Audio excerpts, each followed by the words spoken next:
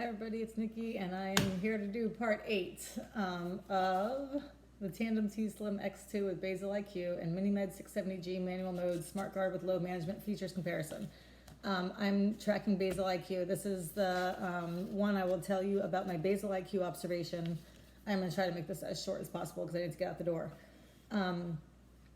Basically, I wore the 670G because I was running into problems with my numbers. I began to log everything. And in logging everything, I began to see really interesting patterns in both auto mode and in manual mode. And I learned a lot about what my pump was doing and what the effect was on my blood sugar. Again, it was because of a problem that I needed to observe. When I went over to the T-Slim, in the beginning, in general, things felt like they were going fine. And I wasn't really sure why I was going to sit and make myself log all these things or spend all this time observing, when there really seemed to not be much of a need to do all that. And I kind of became very comfortable in thinking that overall I liked Basal-IQ and it seemed to be really good. However, I was still had carried over the habit from the 670G of overriding most of its suspends. So even though I felt like I liked Basal-IQ and it was doing pretty well, I wasn't really letting Basal-IQ do it alone. I was doing a lot of overriding. So I couldn't rule out that the reason I liked it was because I was fixing everything. It was a hard habit to break. And in fact, I didn't really break it until I sat down and decided to do the observation, at which point I went 7 days, where I mean, that was the whole point. I'm just not going to touch it. I'm going to let it do whatever it does. I'm going to log whatever I can, and I am not going to override. And I can say honestly, during that period, I did not override. I didn't do anything at all other than to add a food bolus when I wanted a food bolus. And that's not cheating. That's okay. That's what you're supposed to be able to do with it. So this was 7 days where I really 100% let it just do it. And I was really happy with what I saw. And I will also say I did this in June, and now we're mid-August right now. I no longer override almost anything. I'm going to say I override now maybe 2% of the suspends. And occasionally I will override when I know it's suspending me and I'm having a coffee, or something where I know I'm going to spike. It can't know it. And honestly, my guess is I'm buying myself 5 more minutes of insulin. I could probably not even override that, but old habits die hard. So I will say that since having done this observation, not only did I see successful numbers in the observation, but I've learned a new strategy since, and that is just to stop touching it. So that's what I do. Okay. Between the 4th and the 11th of June, in observing Basal-IQ, I recorded a total of 76 readings, all obtained at random, meaning there was no schedule. I didn't do it at morning breakfast, breakfast, lunch, dinner, whatever. It was just kind of, I tested when I would normally test, and not anything on schedule. Okay. During this time, I did not override any of the Basal-IQ suspends other than to give myself a food bolus for something I was consuming.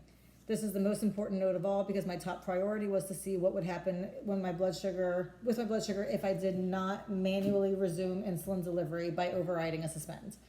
The reason for the focus was to determine how often Basal-IQ would cause rebound hyperglycemia. Again, that's my focus. It's been my focus all along, but I really wanted to see how often the suspends would cause hyperglycemia.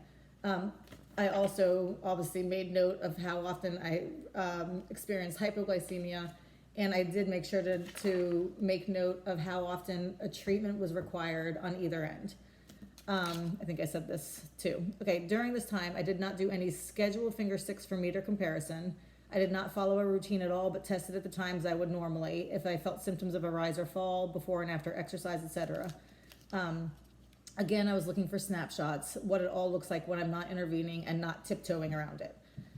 During this time, I was aiming to determine the percentage of my blood sugar scores that would fall within my target range, the percentage that would fall above range, and the percentage that would fall below my target range. My preferred target range is 70 to 170, which differs slightly from the recommended range of 70 to 180. I actually really like even 70, 160. But okay, during this time, because I wanted to see what Basal-IQ would do as a background function, I was careful not to change my normal management style. Okay, so the reason I said this is because, again, I wanted to see what basal IQ could do for me while I'm doing what I'm doing for me. I didn't want to have to make accommodations for it. That's what, the whole idea is, that these things are supposed to kind of help us, and that we're not supposed to have to do all the cleaning in order to help it clean. So I will say that these are all things that are part of my regular style, but it had no effect on, I'll just say it. Okay, here we go. I wanted to see if the basal IQ, okay, my current daily management regimen includes all forms of manual injections. These injections include subcutaneous injections through pump and through manual injections, intramuscular and intravenous. I do all of the different kinds of shots. It's my toolbox. But I didn't do anything in order to correct unless I made note of it. Okay. In order to avoid being misleading, I logged the number of readings that required a treatment, either to raise or lower blood sugar. I will look at what percentage of readings are within target range. We'll discuss how much basal IQ contributed to those that fell outside of range, and we'll provide the percentage of scores that required treatment. Okay, basal IQ observation. Total number of meter readings, 76. Target range, 70 to 170. Here are the numbers. During this observation, out of 76 meter readings, 58 of them, dang it, somebody's here. Please don't ring the doorbell. They're gonna come for the doorbell. Okay, out of 76 meter readings, 58 of them, or 76%, showed my blood sugar within my target range. 76% showed a blood sugar within my target range. Out of 76 meter readings, 6 of them, or 8%, revealed a blood sugar that was below my target range. So I had 76% within range, 8% below range. And of that 8%, of those 6 values that were below range, 3 of them, or 4% of the total 76, required carb treatment. It would be, nothing was a severe crash. I'll tell you, I had nothing below a 50, I don't think. So nothing was a severe crash, but it required some Skittles or, an applesauce or something like that. But again, these are the numbers. 4% required a carb treatment. Out of 76 meter readings, 12 of them, or 16%, revealed a blood sugar that was above my target range. So 16% is a significant number.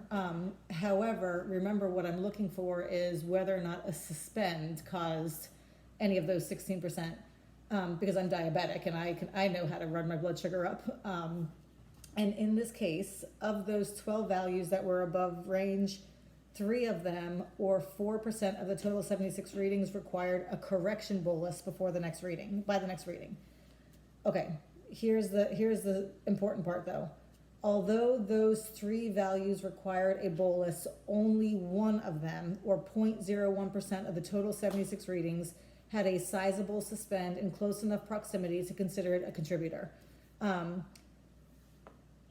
I will even say that in addition to the long suspend, I think there was an hour-long suspend for that, I had also had coffee, making the attempt at a determination of pure cause impossible. I know coffee spikes my blood sugar. It does it every single time. So 0.01% of my readings revealed a high blood sugar that followed a long suspend. And I have to say that the long suspend contributed to it, but I probably can't say it did it alone, because I also had a coffee and I know coffee spikes me. So I'm thrilled with those numbers. I could be a better diabetic and not be high 16% of the time, but I'm thrilled with those numbers, knowing that they happened at my hand and not my pump's hand. Okay, other reasons for my high BGs during the observation period: coffee, too many carbs, overshooting a temp basal, and a post-exercise rise. And none of the other 11 scenarios were there any suspends that could have contributed. So it was clear as could be that there was only one instance where a suspend was involved. And the rest of the times was just me and my diabetes and my, probably being able to do better or whatever. Other stats. Regarding sensor accuracy, out of 76 meter readings, 61 of the sensor readings, or 80%, fell within 25% of my meter BG. Values that fell outside of 25% were during times of rapidly changing blood sugar. That just shows my sensor was good. I was happy with the sensor performance. I also think that makes a big deal with this. Of the 12 previously mentioned values that fell above range, the highest BG recorded was a 306. But there were no suspends whatsoever surrounding this value. It was a high blood sugar that occurred overnight and remained high until I bolused in the morning. So I probably had chips before I went to bed or something like that. It had nothing to do with suspends. And in fact, there were no suspends because my blood sugar was high. And that was my highest value. Number 3, of the 12 previously mentioned values that fell above range, there were a total of 2 meter BG readings that were over 250, and neither had a suspend in close enough proximity to assume causation. Again, this is kind of a close analysis of the highs because those are my problem. And I can say that I'm breaking it down and letting you know what caused those highs and whether or not it could have been the suspends. Number 4, of the previously mentioned values that fell above range, there were a total of 7 meter BGs that exceeded 200, but only one that had a suspend that was a likely contributor, and that was the one I mentioned above. So my highest was a 306. It was not because of suspends. Only 2 were above 250. Those were not because of suspends. 7 were above 200, and only one of those could have been from a suspend. Number 5, of the 6 previously mentioned values that fell below range, the lowest recorded meter BG was 56. I'm okay with the 56. And of the 6 previously mentioned values that fell below range, there were no recorded meter BGs that were under 50, because that would make sense because my lowest was 56. 11 and a half minutes, I'm out. That's it. Thanks for watching, and I will be back after my appointment to do my 670G stuff. Have a good day. Bye.